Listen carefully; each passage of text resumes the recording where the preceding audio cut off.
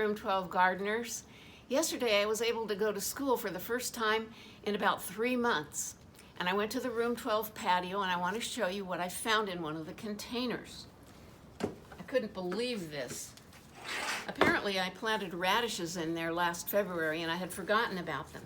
And there they were growing in one of the containers. And they're the ones that we, the same seeds we planted before, but they grew for so long. They must have grown for 3 months. And look at the size of these radishes. These are so amazing. I just had to bring them home so I could show them to you in this video. They are so big.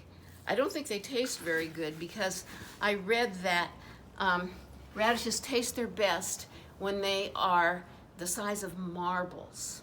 And I was reading on the back of this radish seed packet, again, to make sure it really said 21 days to harvest. Harvest is when you pick them. And that's what it says, 21 days. But they didn't make a mistake. It's just that if you planted these in a field where there was lots and lots of sunshine all day and big areas of dirt, they would grow better. And they would probably be nice and big in 3 weeks. Ours didn't because they're growing on a patio. There's a lot of shade here, and they're growing in a little pot. I think they would have done better and grown faster if they'd been on a farm someplace. I learned a lot about radishes recently, and one of the things I learned is that they've been growing wild for thousands and thousands of years, especially in China and Asia. And about 3,000 years ago, farmers in China started growing them, and they spread all over the other side of the world. And when pilgrims came here, they brought radishes with them. So they've been around here for hundreds of years in the United States, or in what was what started out just as the New World and is now the United States. Some other things I wanted to tell you about radishes are that there are many different kinds. This is one other kind that we planted one year in the garden, and they're called icicle radishes. They get to be about 6 inches long, which is half of this ruler. That's about 6 inches. There's another kind called daikons that are white, and they grow about 14 inches long. And they're used in a lot of Japanese food, and they're very, very spicy.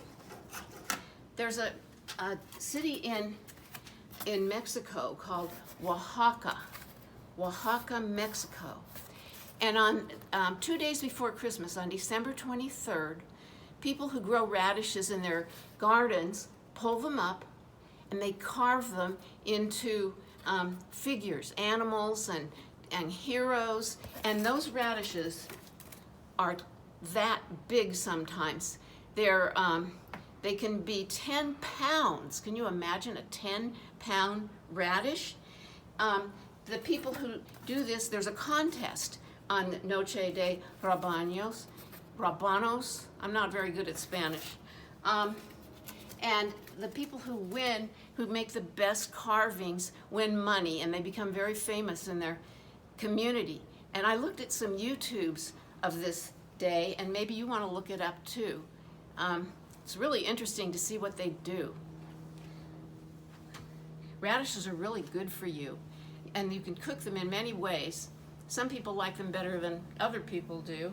They're kind of spicy, and the leaves are good to eat too. They have lots of vitamins and minerals in them. And you know, if you took this radish and you let it grow and grow and grow, it would get bigger, and it would eventually get flowers on it if you didn't pick it.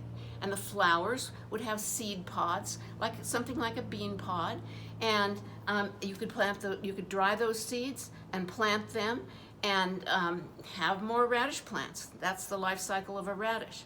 Now I noticed the other day, see these holes on the leaves of these radish plants?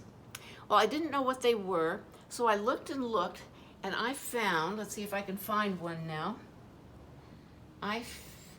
Where are it's that little, there's a little, oh, here's one.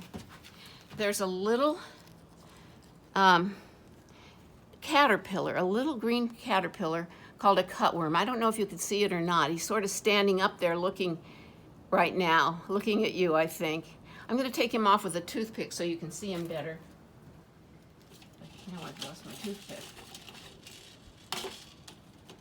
Here, see if he'll get on my toothpick. Come on, little guy. Oh, he doesn't want to come off. Just a minute. Come on, get on my toothpick. I don't want to hurt you. There he is. He's on the toothpick, and he's sort of crawling around. See how he sort of stands up and looks around? This is called a cutworm, and they are from the eggs of a moth called an owlet moth. This is a little plastic moth, but it is not an owlet moth. It's just to show you what size they are. At night they come out and they lay eggs on some of the leaves, usually on the bottom of the leaf, and they make what's called a web. This is an old leaf. I picked it a long time ago, so it doesn't have any water in it anymore. This is called a web, and the eggs they lay the eggs in that web.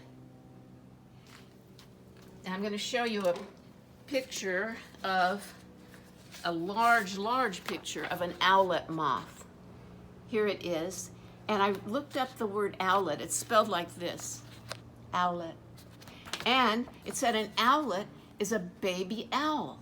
So maybe owlet, some people think that this looks like a baby owl. I don't know. You have to use your imagination sometimes. Now, I have one more important thing to tell you. Everybody in this class has done such a good job of listening to the videos and giving great answers, so you all get first place in the Radish contest. And you will be a Radish champion. You get a first place ribbon like this, and it'll be in your bag of books that you're going to pick up in a few days.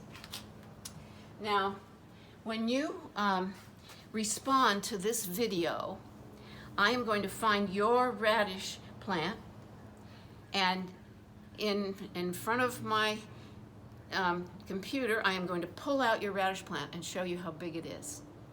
And I don't know what I'm going to do with so many radishes. I think I'm going to give them all to Mrs. Lyon. Maybe she can make radish soup out of them. This is going to be the last video, and I want to tell you all that I've sure enjoyed doing these gardening videos with you and talking to you when you respond. Have a nice summer. I'll be thinking about you and hope to see you at school next year. Bye.